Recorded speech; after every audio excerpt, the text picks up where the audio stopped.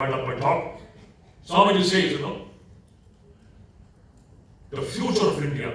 Swami Vivekananda is talking about this 127 years back. At that time, Vivekananda had visualized the future of India entirely depends upon three things. Please note it down.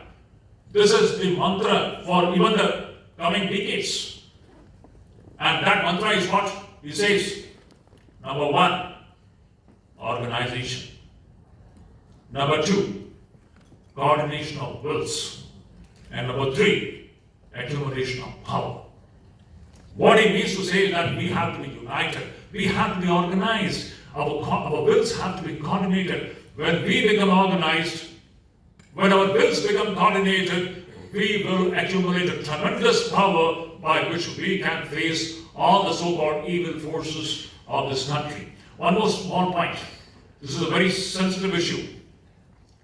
As I said, the very prana of Bharat is Hindu Sanatana Dharma. Number one, let this be taken very seriously. Swami Vivekananda repeatedly says, if this Sanatana Dharma dies, India will be dead and gone.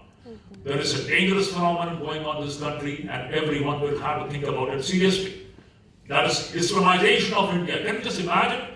Islamization of India? We have lost Kashmir, and West Bengal is a ticking bomb, waiting to explode.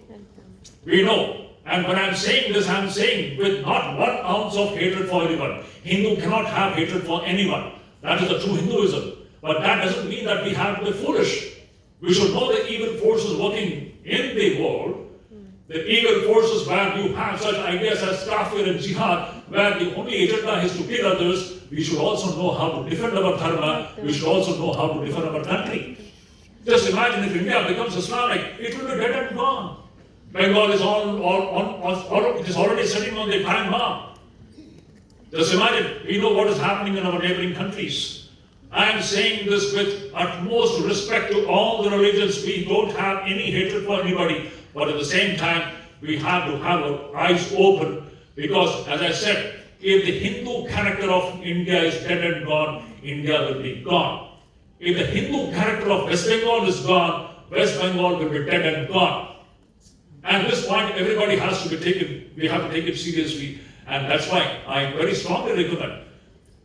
It is, I always say, the real teaching of Sri Ramakrishna is found in Swami Vivekananda. The real teaching of Sri Ramakrishna, Shuddha Padamrit Podle Hoveda. You have to read Vivekananda. To understand its implications, the social, the national, the global implications, you will find in Swami Vivekananda's words, the fiery words of this great teacher. Shuddha Padamrit Podle, it won't just become some sentimental things. We have to be practical, down to earth, as far as our nation is concerned. How are we going to defend our nation? This great community. If Hinduism dies, if the Hindu community dies, what will happen?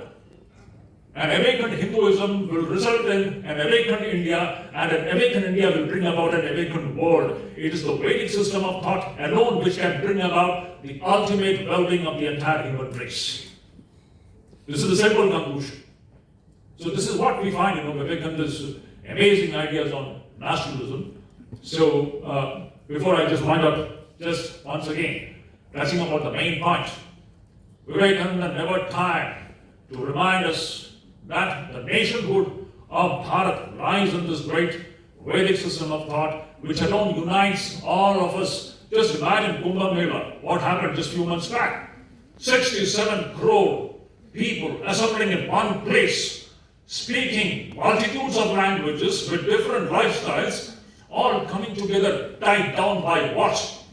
What a great demonstration it was. That is real India, and that India has to be preserved, and that community has to be preserved, and we should take care that our future generations, they have to be informed about the glory of Hinduism and the glory of Bharat. Thank you so much.